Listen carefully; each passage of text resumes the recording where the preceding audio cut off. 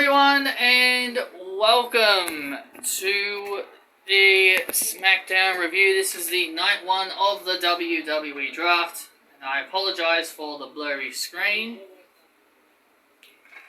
I'm honestly not sure why it's doing that, but whatever.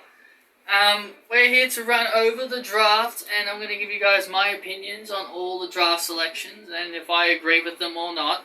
And then we'll be running over the show. Then we'll go over the show, top to bottom. I'm going to try and make this as quickly as possible because my phone is being a bit of a bitch. Anyway, first round. The first round picks for round one.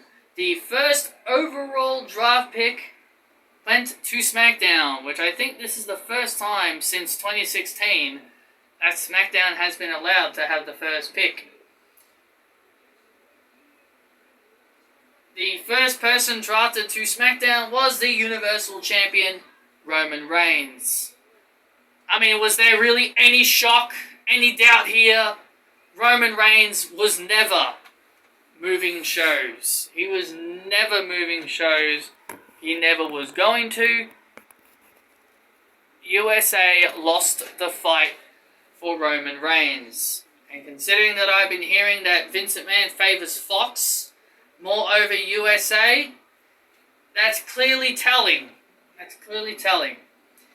Monday Night Raw ended up selecting Big E, the WWE Champion, which, those were the two most obvious picks here. The obvious number one and number two picks here were obviously going to be Roman Reigns and Big E. And, Big E is now a part of Raw, even though he's already been a part of Raw for at least a few weeks. And then the next draft pick for round one, which this one definitely took me by surprise, and that was Charlotte Flair, now moving over to SmackDown. This one was a bit of a surprise to me, considering she was the Raw Women's Champion, but at the same time, it's not really that much of a surprise, because in the back of my mind, I kind of thought about it that way. I was kind of like, I can see Fox wanting Charlotte Flair. That's what I said. I was like, a part of me thought, I can see Fox wanting Charlotte, and I guess that becomes a reality.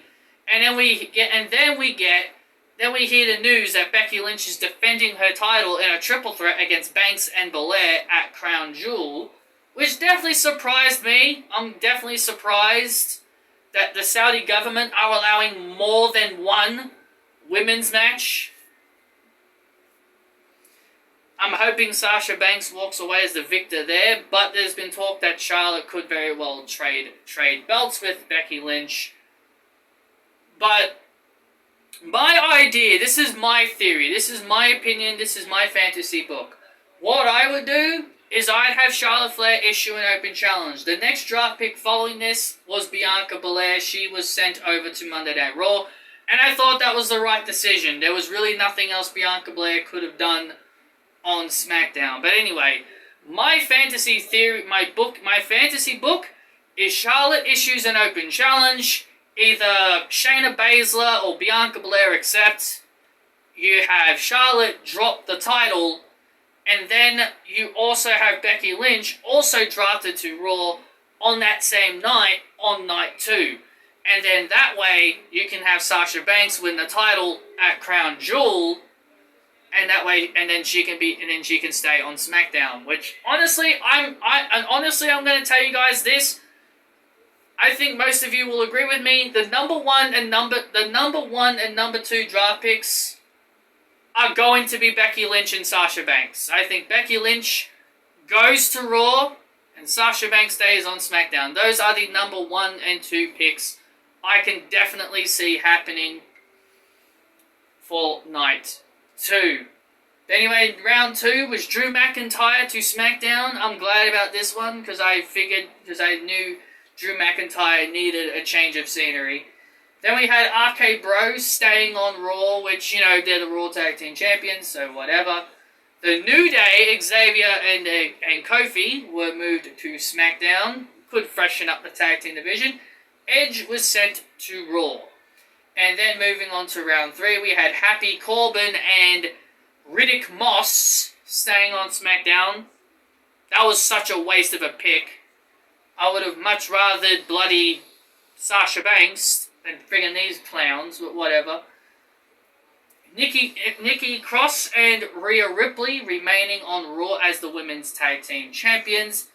Then we get Shit Row. We're gonna shit our pants.